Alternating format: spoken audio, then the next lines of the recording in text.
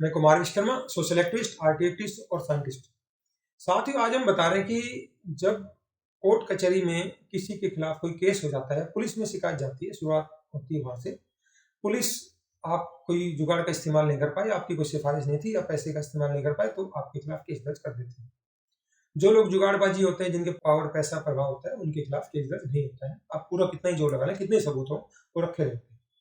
Second step आता है, court में चला गया मामला। तो साथियों, जब आप कोर्ट में जाते हैं, आपको सबसे पहले वकील करना पड़ता है। वकील अपनी फीस एडवांस में लेता है। अब आप कोर्ट में आपकी पेशी लगनी शुरू होगी, तारीख लगनी शुरू होगी।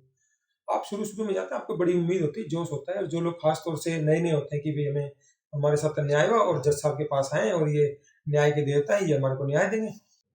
अब जज साहब के पास आप तारीख पे जाते हैं, तारीख पे कुछ होता नहीं, तारीख पे तारीख, तारीख पे तारीख। जब आप 2-3 साल बाद आप उस चीज को एनालाइज करते हैं, विश्लेषण करते हैं, आपको समझ में आना शुरू होता है, भैया असली गड़बड़ अब शुरू, क्योंकि आप हर तारीख पे आएंगे, आपको अपना काम धंधा छोड़ना पड़ा, वो कोर्ट में आए, उसका खर्चा वो, इधर से वकील के और अलग अलग खर्चे होते हैं, मुंशी का दो, इसका दो, उसका दो, ये करना, वो करना, ये सेटिंग, वो सेटिंग, विटनेस बुलाना, ये करना।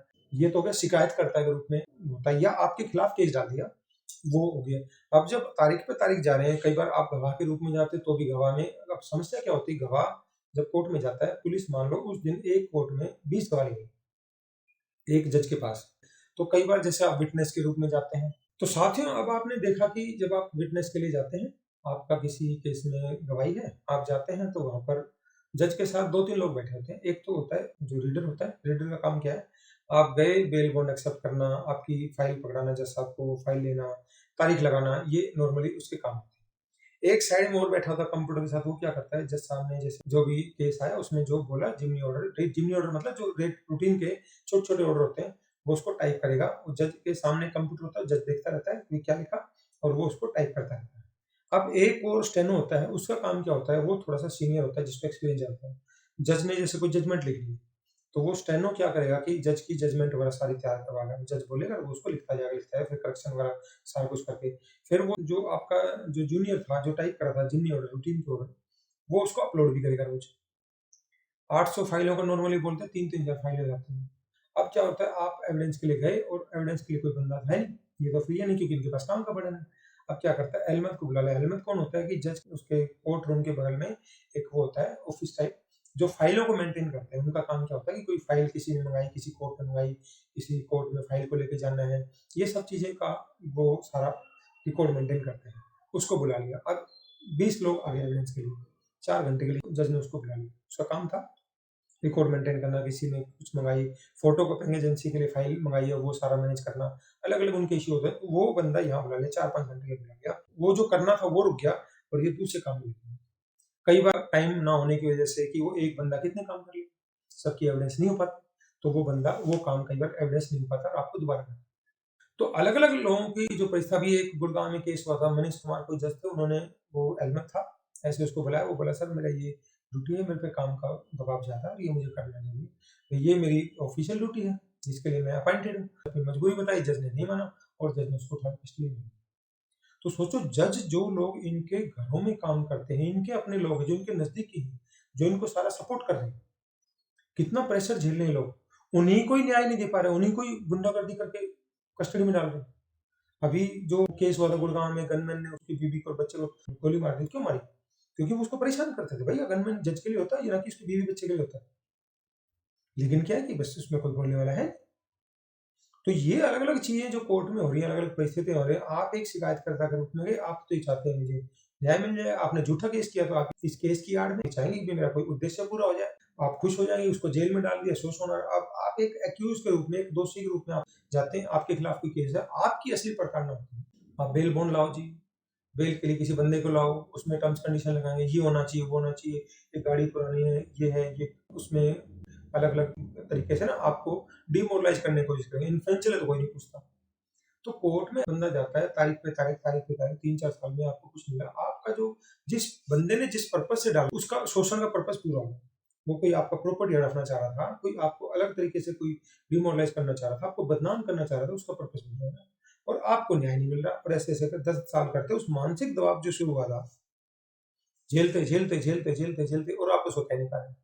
मानसिक दबाव जो अंदर से होता है, वो बाहर के दबाव से कई गुना ज्यादा खतरनाक होता है। बाहर की चीज़ हमें दिखती है, कोई थप्पड़ मार दे दिखता है, आपको चोट लगी दिखती है, मेरे चोट लगी दिख रही है, आप देख पा रहे वीडियो में चोट लग रही है। लेकिन अंदर की मानसिक दबाव कितना है? आपका माइंड रोज़ 60,000 विचारों को प्रोसेस करता है। आपकी आँखें 25 लाख सूचनाओं को रोज़ प्रोसेस करती हैं। आप कैसी परिस्थिति में हो, अच्छा-बुरा चलता रहता है। आप इस चीज़ से समझ सकते हैं कि आपका माइंड आपके लिए कितनी मेहनत करता है। आपकी 1 लाख बॉडी प्रोसेस चल रही है, 4 महीने में खून बन रहा है, 6 महीने में मसल सेल बन रही है, 11 महीने में स्किन बदल रही है आपकी, 1 साल में आपकी ब्रेन की सेल बदल रही है, तो इनको कौन सँभाल रहा है? जब भी आप मानसिक तनाव में होंगे, बॉडी प्रोसेस डिस्टर्ब, और जब लंबे समय तक, क्योंकि लंबे समय तक केस चल रहा है, आप उस बदनामी के दौर से गुजर रहे हैं, किसी ने रेप का इल्ज़ाम लगा दिया, किसी ने दहेज का इल्ज़ाम लगा दिया, किसी ने चोरी का इल्ज़ाम लगा दिया, और आपने चोरी नहीं की। जिसने चोरी की वो सब्र कर लेगा चोरी की है, जिसने मर्डर कर लिया वो सब्र कर लेगा मैंने मर्डर किया, क्योंकि उसको पता है मैंने मर्डर किया। उस पे असर नहीं पड़ेगा इस जलालत का, असर उस पे पड़ेगा जिसने अपराध नहीं किया, जिसको फँसा दिया। उनको न्याय नहीं मिलेगा। तो जज का काम था ऐसे व्यक्ति को बचाना, इनोसेंट को बचाना। जुडिशरी की जो सबसे बड़ी ज़िम्मेदारी है, वो कानून में कहते हैं कि भई चाहे 100 दोषी लोग चाहे बच जाएँ, लेकिन कोई निर्दोष नहीं फँसना चाहिए। लेकिन आज के दिन कोर्ट अलग हो रहा है। आज के दिन सरकारें भी यही कर रही हैं, विरोधियों को कुचलने के लिए। कोई जर्नलिस्ट है, कोई एक्टिविस्ट है, कोई अन्याय के खिलाफ आवाज़ उठा रहा है, उसको उठा के जेल में डाल। प्रिवेंशन ऑफ मनी लॉन्ड्रिंग है, और आतंकवाद के जो कानून बना के उन्होंने डाल दिया, और उसमें बेल मिलती नहीं। सुप्रीम कोर्ट तक उस बात को सुनता नहीं, लेकिन ये कोई नहीं देखने को तैयार कि ये बंदा फँसाया क्यों? आतंकवाद का कोई सबूत ही नहीं उसके पास, कुछ ने बम बिछाया हो, कोई माइन्स बिछाई हो, कोई ऐसा नुकसान किया हो, वो कुछ सबूत डायरेक्ट इनडायरेक्ट हो तो सही। सिर्फ पॉलिटिकल पार्टी जिसकी सरकार है, वो विरोधियों को कुचलने के लिए अलग-अलग तरीके से आजकल देश में आप चारों तरफ देख रहे हैं किस तरह खेल चल रहा है। पब्लिक सब समझ रही है, और टीवी पे वो दिखाया जा रहा है जो बिल्कुल ड्रामा है। आप देख रहे हैं, आपको सबको पता है कि ये नाटक हो रहा है। लेकिन आपको असली चीज़ दिखाई नहीं जा रही। लेकिन हाँ, कुछ पत्रकार होते हैं, वो सोशल मीडिया पे अपनी चीज़ डाल रहे हैं, क्योंकि उनके पास बड़े चैनल तो है नहीं, ज़्यादा तामझाम नहीं। वो आपको सोशल मीडिया के माध्यम से आपको सच बता रहे हैं। लेकिन हर एक आदमी उस चीज़ को समझता नहीं। तो अपना जो मानसिक तनाव है, उस मानसिक तनाव की वजह से आप बीमारी की तरफ चलेंगे। बीमारी की तरफ चलेंगे तो आपने पहला खर्चा पुलिस से शुरू हुआ, वकील का खर्चा हुआ, कोर्ट कचहरी में आने की रूटीन की तारीख, इधर से मानसिक तनाव, अब बीमारी की तरफ चलेंगे। अब आपका काम-धंधा डिस्टर्ब हो जाता है, जिस दिन आप तारीख पे गए। इधर से किसी को जेल में डाल दिया तो वो बंदा डिस्टर्ब, उसकी इनकम डिस्टर्ब, जेल के खर्चे और बढ़ गए। एक बंदा गया जेल में, लेकिन घरवाले 10 डिस्टर्ब हुए, उनको मानसिक तनाव है। तो ये अलग-अलग बीमारियाँ जो हो रही इसलिए हो रही हैं, तो साथियों इसका आवाज़ उठाना इसलिए ज़रूरी है जुडिशरी रिफॉर्म के लिए। और सबसे बड़ी बात, जजों की जवाबदेही। इस देश में पीएम की जवाबदेही है, एक सरपंच की जवाबदेही है, आईएएस, आईपीएस, डॉक्टर, इंजीनियर सबकी जवाबदेही है, ड्राइवर की जवाबदेही, लेकिन एक जज की जवाबदेही नहीं। क्यों भैया? तो ये संविधान में लिखा है, लेकिन संविधान का रक्षक है, वही संविधान को कुचल रहा है। जुडिशरी का काम क्या है कि संवैधानिक अधिकारों की रक्षा करना। नागरिक के साथ जो गलत हो रहा हो, कोई स्टेट गलत कर रहा हो, सरकारें गलत कर रही हो, पुलिस गलत कर रही है, उसको उनके अधिकारों को बचाना कि जीने का अधिकार है, अभिव्यक्ति की आज़ादी है, अलग-अलग बातें करने का अधिकार है, किसी को न्याय पाने का अधिकार है, लेकिन उस पे काम नहीं हो। जो पावरफुल है उनके लिए रात को तो सुप्रीम कोर्ट लग जाता है। तो ये परिस्थितियाँ ऐसी हो गई, इसका समाधान क्या है? समाधान ये है कि भई आप इन चीज़ों को समझिए। सोशल मीडिया पे बहुत कुछ पड़ा है। अब हमारे जैसे लोगों के पास बड़े तामझाम नहीं है, तो हम वीडियो के थ्रू आप तक पहुँच पा रहे हैं। ये भी शुक्र है कि सोशल मीडिया आ गया, हम अपनी बात आप लोगों तक पहुँचा पा रहे हैं। लेकिन आपको अगर समाधान चाहिए तो लोगों को बाहर निकलना पड़ेगा। आपके पास 2 ऑप्शन है, या तो मरो, मर आप रही हैं ऑलरेडी, आपके साथ जो-जो हो रहा है, वो सारा मारने की तरफ ले जा रहा है, गन्ने का रस निकाल के छिलका बना दिया। आप घूमे जाओ, आपके पास ताकत नहीं बची। और ये कहावत है कि कमज़ोर और डरे हुए व्यक्ति पे राज करना सबसे आसान होता है। और डर की नेगेटिव इमोशन की दवाई नहीं है, जो कोर्ट में जाता है वो डर हो रहा है, मानसिक डर हो रहा है, इसकी कोई दवाई नहीं है। इसलिए हमने ऐसे लोगों के लिए इमोशन मैनेजमेंट के लिए व्हाट्सएप पे कम्युनिटी बनाई है। उनके लिए ऑनलाइन कोर्स बना रहा हूँ। जेल में जो बंद है उनके लिए ऑनलाइन कोर्स बना रहा हूँ। तो जेल के लोगों की अलग-अलग इश्यू होते हैं, वो भी झूठे केस में परेशान होते हैं, जेल में डाल दिया। अब जेल में डाल दिया और वो परेशान है, घरवाले परेशान, बेल नहीं मिल रही, और पावरफुल है तो उसमें सब कुछ हो जाता है। तो साथियों ये एक बहुत बड़ा इश्यू है जिसको हम इग्नोर करते हैं, और लोग सोचते हैं जज तो भगवान से बड़ा। मैं जब कइयों से बात करता हूँ, जज ऐसा करता है, जज रिश्वत खाते हैं, हाई कोर्ट के जज, सेशन जज ऐसे करते हैं। मैं उनको बताता हूँ कि मैं प्रैक्टिकली भुगतभोगी हूँ। मैंने उस चीज़ को रियल लाइफ में देखा है, और आपने उसको दूर से देखा। तो पब्लिक आज भी ये मानती है कि जज सबसे ईमानदार है।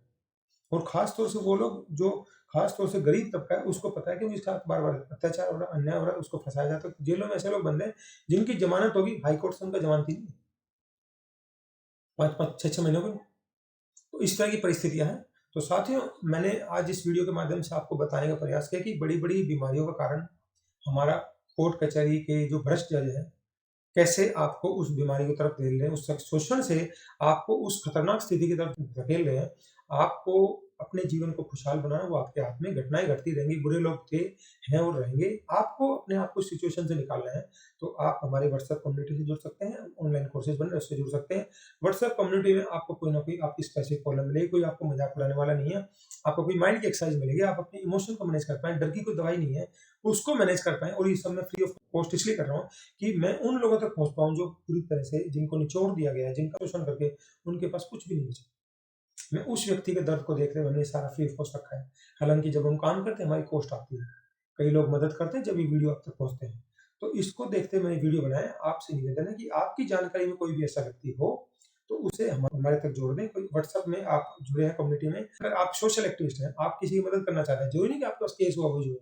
आप जुड़ गए तो आप उस कम्युनिटी में जाकर किसी और व्यक्ति को जो आपकी जानकारी में ऐसा है, कोई पीड़ित है, उसको भी जोड़ सकते हैं। तो साथियों ये बहुत बड़ी समस्या है जिसको सोसाइटी इग्नोर करती है। पुलिस, वकील, जज बोलते नहीं हैं, हालाँकि सोसाइटी कुछ लोग धीरे-धीरे समझने लगे कोर्ट में फर्जीवाड़ा होता है।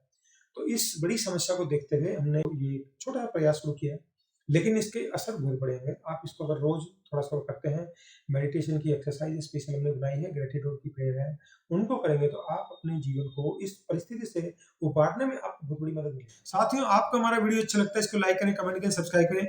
आपको हमारे वीडियो में कोई भी कमी लगती है, इंप्रूवमेंट लगता है, सजेशन लगता है, आप हमें कमेंट सेक्शन में जाके ज़रूर बताएँ ताकि भविष्य में जो भी जानकारी लेकर आएँ, आपको बेहतर से बेहतर जानकारी दे सकें। धन्यवाद, जय हिंद।